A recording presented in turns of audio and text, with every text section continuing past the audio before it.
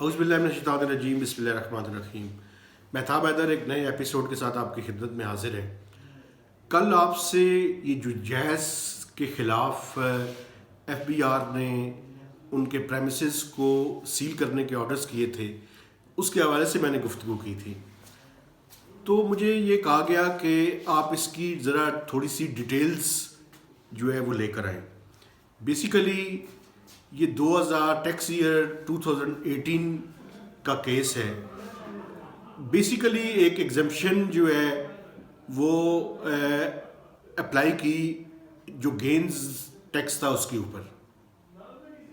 F B are نے اس کو کہا کہ یہ جو ٹاورز آپ نے لگائے ہوئے ہیں اور اس کے اوپر جو ایگزمپشن آپ نے گین کے اوپر ایگزمپشن اپلائی کی ہے،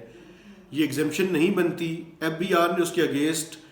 ٹیکس نوٹس دیا، ڈیمانڈ جنریٹ کی اور تقریباً 27 سے 28 بلین روپیز جو ہے اس کا ٹیکس ڈیمانڈ جنریٹ کی۔ ایڈجسٹمنٹ کے بعد اس کی اماؤنٹ کو انہوں نے 22 بلین جو ہے وہ کر دیا، اور جب انہوں نے ٹیکس نوٹسز کے باوجود وہ ٹیکس ادا نہیں کیا تو اس کے خلاف جو ہے وہ ڈیفالٹ سرچارج لگا کر 25.3 بلین کا ٹیکس کا جو ہے ٹوٹل ٹیکس جو ہے وہ اماؤنٹ ان کے خلاف ڈیو تھی۔ اس کے اوپر ایف بی آر نے تمام جو آپشنز تھیں ان کو ایگزاسٹ کرنے کے بعد ان کی پریمیسز کو جا کے جو ہے وہ سیل کر دیا۔ اس کے خلاف جیز جو کمپنی ہے، سیلولر کمپنی، وہ کورٹ کے اندر گئے اور کورٹ کے اندر جا کے انہوں نے اس کو کل کورٹ نے ڈی سیل کر دی ہے اس کو،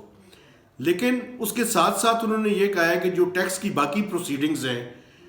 وہ ان کے خلاف جاری رہیں گی۔ اب میں آپ کو یہ انفارمیشن کی بنیاد پہ بتا سکتا ہوں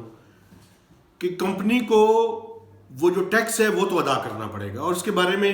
میرے خیال میں غور و فکر بھی وہ کر رہے ہیں، اور امید ہے کہ جلد ہی کچھ نہ کچھ ٹیکس کی اماؤنٹ انسٹالمنٹس کے اندر، لیکن ایک بھاری ٹیکس کی اماؤنٹ وہ جمع کروا دیں گے۔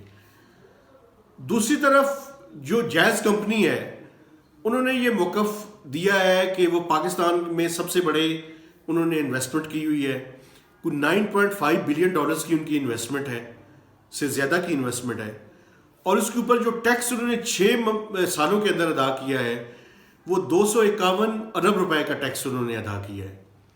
لیکن آپ یہ دیکھیں کہ آپ بہت سے ٹیکسز جو ہے جو ود ہولڈنگ ٹیکسز کی مد میں